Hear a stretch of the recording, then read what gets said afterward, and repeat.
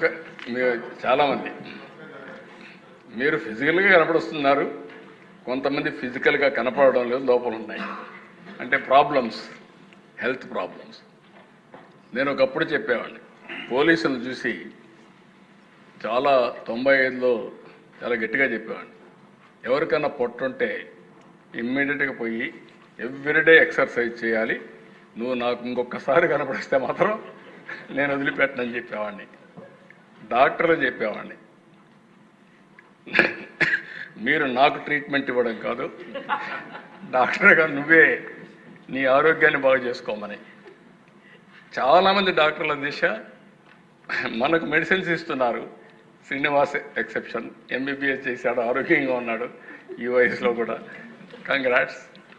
చాలామంది డాక్టర్లంతా పేషెంట్లే. అంటే మనం చెప్పే మనకుండే నాలెడ్జ్ని వేరే వాళ్ళ కోసం చెప్తున్నాం తప్ప మనం ప్రాక్టీస్ చేయడం. నేను అందుకే మీ అందరికీ చెప్తున్నా, మీరు ఎమ్మెల్యేలు ముందు ప్రాక్టీస్ చేయండి. మీరు ఒకటే మీరు చేయాల్సింది, మళ్ళీ చెప్తున్నా, న్యూట్రిషియస్ ఫుడ్ మితంగా తినండి, ఎక్కువ రోజులు ఆనందంగా ఉండండి. ఎందుకంటే ఒకవేళ మనుషులు ఎక్కడ సరిపోదు అది వేరే విషయం, కానీ బ్రతికినంత వరకు ఆనందంగా ఉండాలనేది, ఆరోగ్యంగా ఉండాలని నా కోరిక. నెంబర్ 1.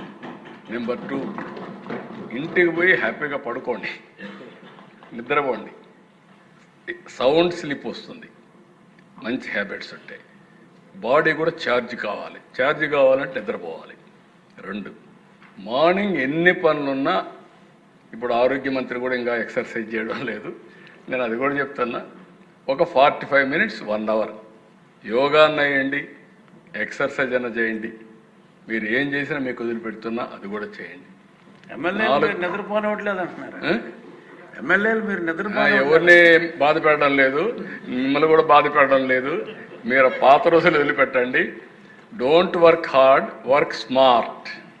మళ్ళీ చెప్తానా, ఇప్పుడు కూడా చెప్తున్నా, ముందు మారుగా మీరు హార్డ్ వర్క్ ఎవ్వరు చేయక్కర్లేదు. ఇప్పుడు అన్ని సెల్ ఫోన్లు వచ్చాయి, వాట్సాప్లు వచ్చాయి, ఏం జరిగింది తెలుస్తూ ఉంది, వర్చువల్ వచ్చేసాయి, ఇన్ఫర్మేషన్ సీమ్లెస్ వస్తూ ఉంది, కట్ చేయాలి. 3వది 4వది చేసే పని పాజిటివ్గా చేయండి, కర్మ కూడా పాజిటివ్ కర్మ చేయండి. ఎక్కువ రోజులు ఉంటాం, పాపులారిటీ ఉంటుంది, మంచి పేరు ఉంటుంది. మళ్ళీ ఎమ్మెల్యేలుగా మీరు గెలిచి వస్తారు. ఇది చేయకపోతే మాత్రం కొంతమంది, నేను ఇప్పుడు అన్ను మళ్ళా మాట్లాడుకుందాం. కాబట్టి దయచేసి అందరూ గుర్తుపెట్టుకోవాల్సిందిగా మరొకసారి కోరుకుంటూ, ఇది ఒక వినూత్నమైన ఆలోచన, మనందరం కలిసి పనిచేద్దామని చెప్పి విజ్ఞప్తి చేస్తూ అందరికీ నమస్కారం. ఈనాటి సమావేశం ఇంతటితో ముగిసింది. తిరిగి రేపు అంటే 24 సెప్టెంబర్ 25 నాడు ఉదయం 10 గంటలకు మళ్ళీ కలుద్దాం.